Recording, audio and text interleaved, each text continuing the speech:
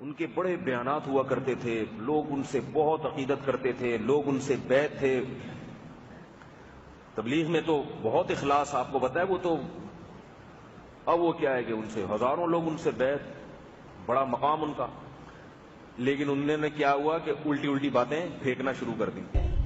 اور یہ بات خدا کی قسم کھا کر کہتا ہوں، یہ بات میں خدا کی قسم کھا کر کہتا ہوں کہ ملائکہ نے ہمارے ساتھ کام کیا ہے. کی بات آپ کو نہیں معلوم ان کھمبوں کے گاڑنے میں، ان چیز کے کھڑے کرنے میں، آپ کو نہیں معلوم اس پانی کے حوض کے بنانے میں، آپ کو نہیں معلوم اس میدان کے گڑھوں کو ہموار کرنے میں ملائکہ نے کتنا کام کیا ہے. آپ کو نا یہی کام آپ کہیں ٹھیکے پر دے دیں، یہ کام آپ کی حکومت کے ذمہ کر دیں، وہ خدا کی قسم کبھی نہیں کر سکتے. جب دیکھا نا اتنا بڑا ولقہ، مجھے کشف ہو رہا ہے، مجھے فلانے یہ مل رہا ہے، مجھے یہ ہو رہا ہے، مجھے یوں ہو گیا، مجھے غیب کا علم ہو جاتا ہے. وہی جیسے روحانی والے پھینکو ہوتے ہیں نا ایک نمبر کے، پانی پہ نہیں زیادہ جاؤں گا، بے فکر رہیں. جیسے روحانی والے پھینکو ہوتے ہیں نا، تیری گھڑی، تیری جیب میں یہ والی گھڑی ہے، تو بعض چیزیں غیب کی صحیح بھی نکل جاتی ہیں. اب انہوں نے پھینکنا شروع کر دیا لمبی لمبی. مکہ مدینے کے بعد اگر کوئی جگہ قابل احترام اور قابل اقتداء اور قابل اطاعت اور قابل عظمت ہے تو وہ مکہ نظر نظام الدین ہے. اب ان کے مریدین عقیدت میں اتنے آگے جا چکے تھے کہ عقیدت میں جب کوئی انسان آگے جاتا ہے نا تو پاگل کرتی ہے عقیدت انسان کو. یہ بہت بڑا مسئلہ ہے. لوگ شریعت کو ایک طرف رکھ دیتے ہیں، مقتدا اور رہبر بنا لیتے ہیں، پھر ان کو کسی شریعت پہ نہیں پرکھتے. لیکن بعض ایسے ہیں ماشاءاللہ، یہ اندھی عقیدت ہم نے دیکھی ہے لوگوں میں، اور وہ کشف اور کرامتیں بہت ساری شعبدے بازیاں دکھانا شروع کر دی.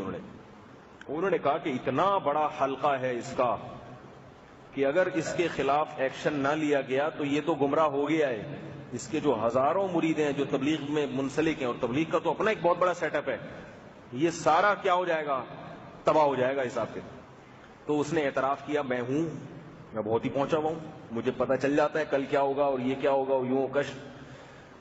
یقینی طور پر کشف تو ہوائی چیز ہے، یہ یقینی طور پر مجھے پتہ چل جائے گا. میں 1.5 سال پہلے سے دیکھ رہا تھا.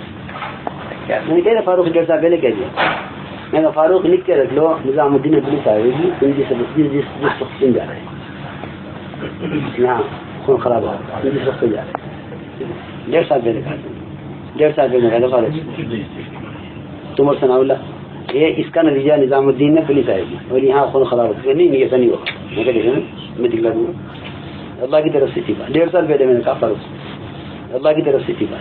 کیونکہ علم غیب کے دعوے کر رہا ہے اور یہ ساری چیزیں دعوے کر رہا ہے، یہ تو اللہ کے سوا کسی کو علم غیب نہیں ہوتا.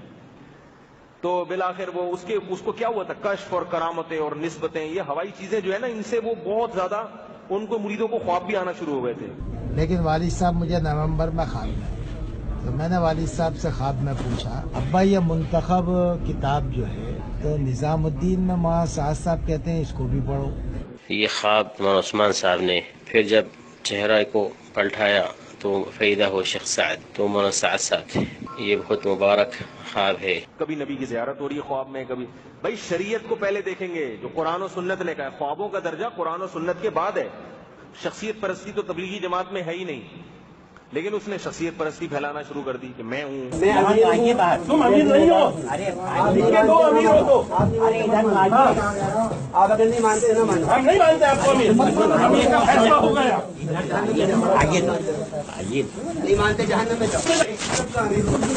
مجھے پھر اس کے جو بزرگ تھے جنہوں نے اس کو خلافت دی تھی، لیکن اس نے بیان کیا کہ اب مجھے اپنے شیخ کی خلافت کی ضرورت نہیں، میں ایسے مقام تک پہنچ چکا ہوں کہ مجھے کسی کی خلافت کی. جیسے آپ کو پتا ہے نا، یہ نور زمان صاحب جو ہیں یہ بھی کہتے ہیں مجھے کسی کی خلافت کی ضرورت نہیں. ان سے پوچھو نا آپ کے کس بزرگ نے دی ہے، تو کہہ رہے ہیں میں خواب میں مجھے الہام ہوا تھا، وہ خواب میں سو رہا تھا تو وہ قاف میم کے کوئی بزرگ تھے، قاف میم ہوتا ہے قبل مسیح، انہوں نے دیے. تو یہ ہوائی چیزیں ہوتی ہیں، کوئی کسی سے پوچھ ہی نہیں سکتے کہ کون ہے بھائی کیا ہے یہ. میں یہ عرض کر رہا ہوں کہ اس کے مرید سارے بہک گئے، سب علماء کے خلاف. سب سے مقدس یہی ہے، دارالدیوبند بھی نہیں ہے، مذاہب بھی نہیں. سمجھ میں آ رہی بات؟ کہاں پہ شرکا لگا، شرکا کہاں پہ لگا ہوئے ہے. یہ نہیں کہ علماء کو مانیں اور اس کو چھوڑ دیں. بھائی ایک انسان کو چھوڑ دو، شریعت کو فالو کرو، لیکن انسان کو چھوڑنے کے لیے تیار نہیں. یہ عقیدت میں کیا ہے؟ غلو. یہ کیا ہے عقیدت میں؟ غلو، کہ اس انسان کو قرآن و سنت پہ نہیں رکھا جا رہا، بلکہ قرآن و سنت کو اس انسان پہ رکھا جا رہا ہے. وہ جو کہہ رہا ہے قرآن کو اس کے حساب سے درست کیا جا رہا ہے. تو یہ جائز نہیں ہے. قیامت کے دن سوال ہوگا کہ ایسی اندھی عقیدت تم نے کیوں کی. نہ جناب وہ علم غیب کے دعوے کر رہا ہے, الٹی سیدھی باتیں کر رہا ہے, بس آپ پھر بھی میرے شیخ ہیں, میرے شیخ. چھوڑو ایسے شیخ کو.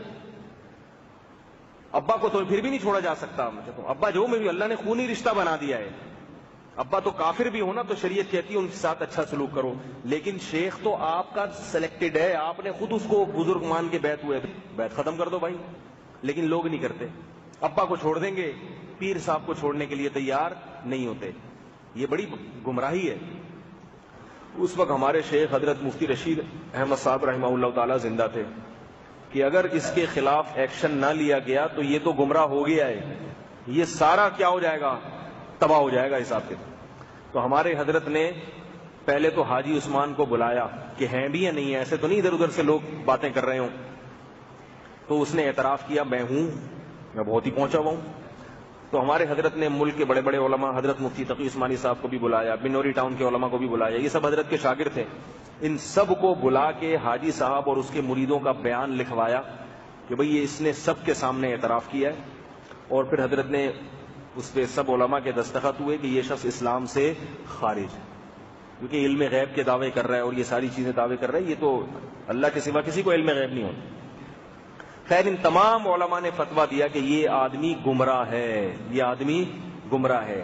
جب سب علماء نے متفق ہو کے فتویٰ دیا تو تبلیغ والوں نے بھی اس کو نکال دیا باہر. کتنا اللہ اس سے کام لے رہے تھے, مگر عین آخری وقت میں ٹریک سے اتر گیا.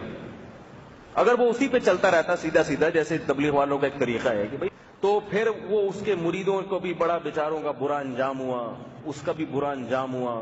علماء بھی اس کے خلاف, اور بہت سارے مرید پھر کٹ بھی گئے تھے اس سے. تو یہ کیا ہے, جنت کے قریب ہوتے ہوتے ایک بالش رہ گئے اور کیا فیصلہ ہو گیا, جہنم. کتنی بری موت ہے, اللہ بچائے. اسی طرح چلتے رہتے تو آج بھی لوگ ان کا احترام